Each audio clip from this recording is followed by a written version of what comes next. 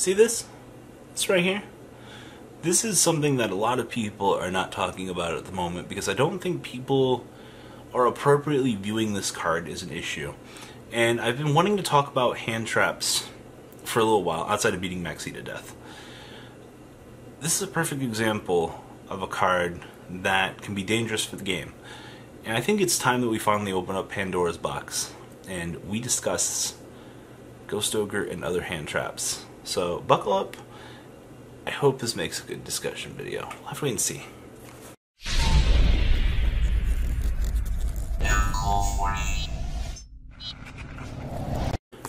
Alright, so I actually really want to be eating dinner right now, but I'm not because I actually had a strike of inspiration, and I wanted to discuss hand traps. Now, before you go hog shit crazy and you're like, oh my god, no, not again. Not another fucking Maxi's gonna get banned video. You know it's coming. I actually wanted to touch on the concept of hand traps as just being a bad thing in the game. And I really haven't seen it much more until recently. Ever since Maxi has started moving up the ban list, have I really wanted to talk about this more or less with Ghost Ogre and maybe Ash Blossom. Ash Blossom just sucks fucking asshole. Reality of the situation, Ash Blossom is an incredibly fucking horrible card, and it's horrible. Here's the thing though, Maxi is at 1 in the TCG for a reason. If you look at the OCG, they're playing 3 Maxi, they're playing Ogres, they're playing Ash Blossoms. Ash Blossom is a multi-purpose card that can stop any search functionality and it can also stop Maxi. Here's the thing though. Yugioh as a whole does not want you to have to play cards in your deck that specifically counteract other things. We've actually heard this talked about before with Kevin Towert making articles and things like that. Staple S cards are not good. So if you're playing in the OCG and you're coming to the TCG with the mentality of fuck, I need to play Ash Blossom to counter 3 Maxi, it's not how it works. I'm actually part of the reason why I'm glad that Maxi has started going up to the ladder, because I wouldn't want people to feel inclined that they have to play a triple Ash Blossom to counteract Maxi. That's bad. I think that's part of the reason why we've been seeing Maxi moving up the ladder as of late, because having to play cards to counteract other cards is bad. Also, one of the interesting things about this game as a whole is the progress of evolution that this game has honestly really gone through. There were times where cards like Gores and Yugioh were some of the most feared monsters in the whole game of Duel Monsters. I can tell you back in the in the late 2000s, before 2010 was a thing, if you didn't play around Gores, you were going to be very punished. And Gores was limited for the longest time. Gores was one of the most devastating hand traps that actually Gores was a hand trap before hand traps actually were called hand traps. You know who else has been a hand trap as long as hand traps have been a thing? DD Crow. You know, hand traps have shown throughout time and space in the game of Yu-Gi-Oh! That they're very, very powerful things. Now, you can argue that Gores and Yugioh aren't really hand traps because they're more interactable in the battle phase, but for intents and purposes, I'm going to loop them in as the same thing.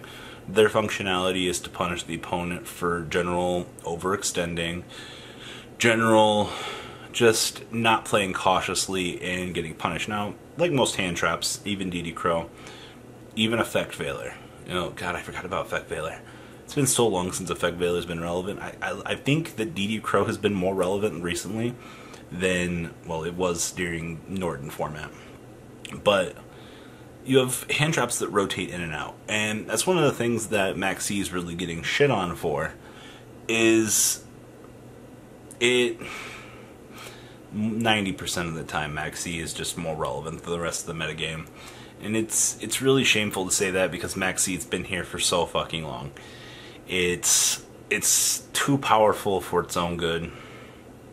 So that ends my discussion about beating Maxi into the fucking ground for the 50th time. Now, I still think Maxi's getting banned this list, but I wanted to talk about Ghost Ogre. Ghost Ogre is... It's seeing a lot more relevant play.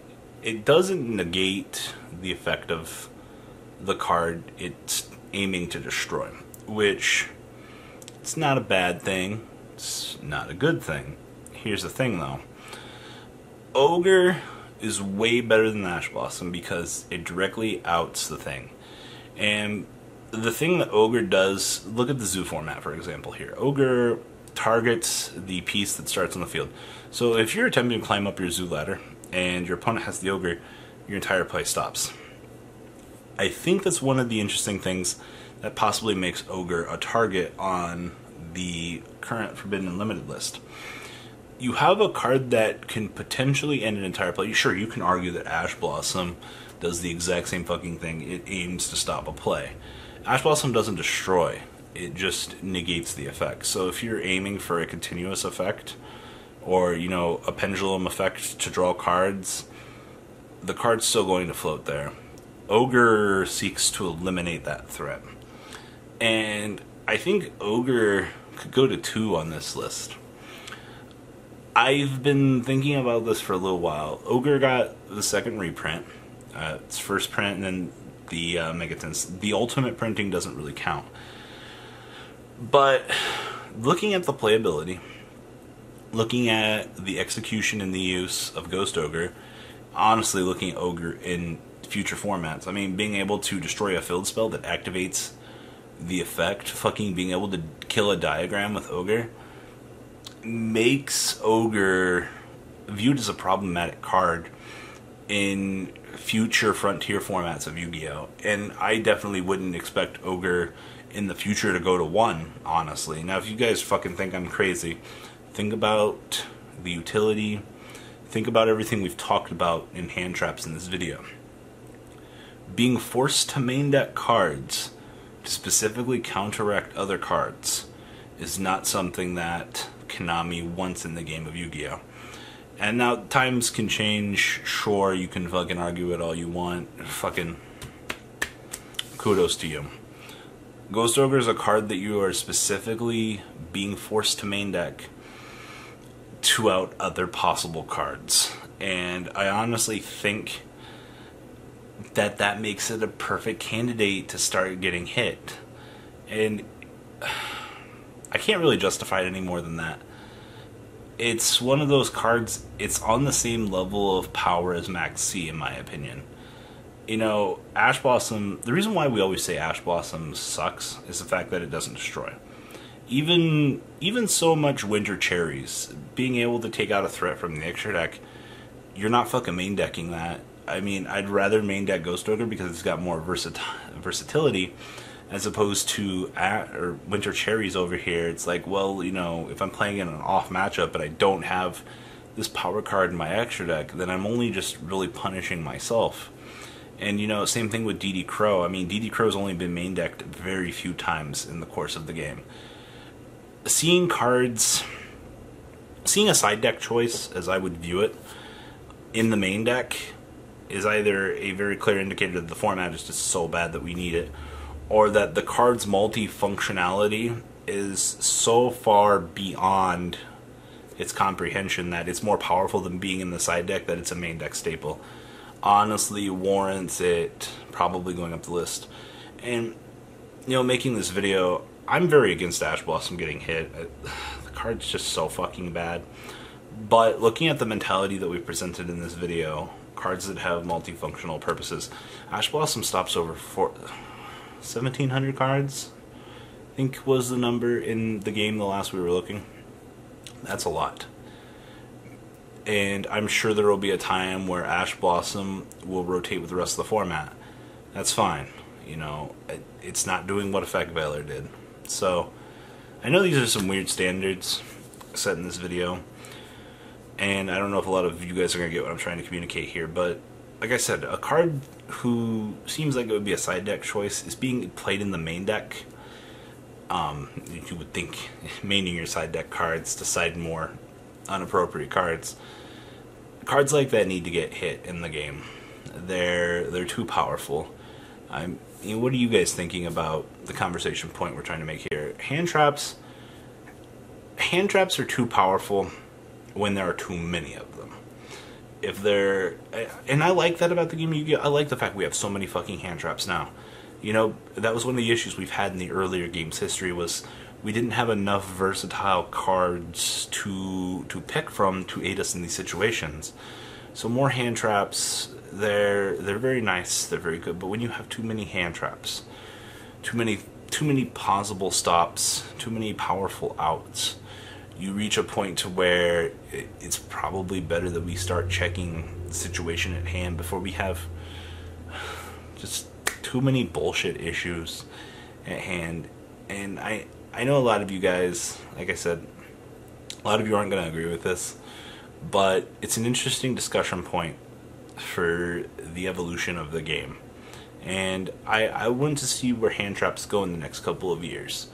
I definitely think that they're good for the game, but as I said, too many of them, it can be bad. So guys, comment down below, tell me what you guys think, and well, that's all I've got for this video. Alright guys, Deucerino. The ride never ends, guys. Make sure you enable those notifications to get the latest videos that are being posted on this channel. Make sure you guys check out VanCole40 for my Cardfight Vanguard channel, and join me and House of Champions on the Zodiac Duelist TV Twitch stream. I will be interacting with our audiences. And please check out No Limit Gaming and LGTCG.com for the cheapest trading cards on the market. Thanks for watching, guys, and please have a good day.